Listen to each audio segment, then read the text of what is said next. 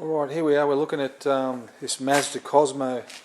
This part here is a section of it's the left-hand front section of the structure of the bonnet or the hood of the car. And as you can see, it's very heavily corroded. It's got holes in it, and it's corroded so badly, and it's just full of holes. And so we actually have to fabricate this part because we can't buy it anywhere. It's basically irreplaceable. Look at those holes there. Plenty of big holes. So anyway, we'll put that aside, and you can see we've drawn up a bit of a plan as to how we're going to make this. We've got this square section here with radius corners, which is actually going to be this part here on the original. And this section here we've calculated to be the main centre rib with the radiused edges, including this edge here, as you can see right here. So this part here will go on top of here, just there, and this part here is actually going to be the lip all the way around.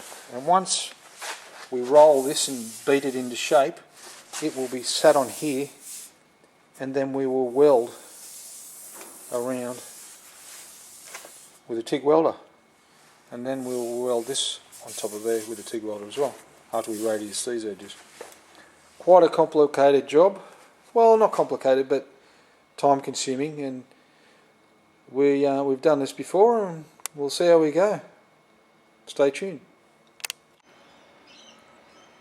Looking at this Mazda Cosmo, the bonnet or the hood, and you can see like we were talking about before, we've got this section of bonnet that came out of there. It was really rusty. And of course we couldn't just fill the holes with filler. It was actually going to break off because there's no support around the hinge. So what we've done is we've fabricated just made our first initial pieces of metal up. You can see we've got that part there, which will go on top of here. That's the easy part. You see we've got to roll all these edges to give it a profile like that, and then you'll see this is our hump. This piece here, this top piece is a bottom piece, and the top piece, this top piece is for the hump.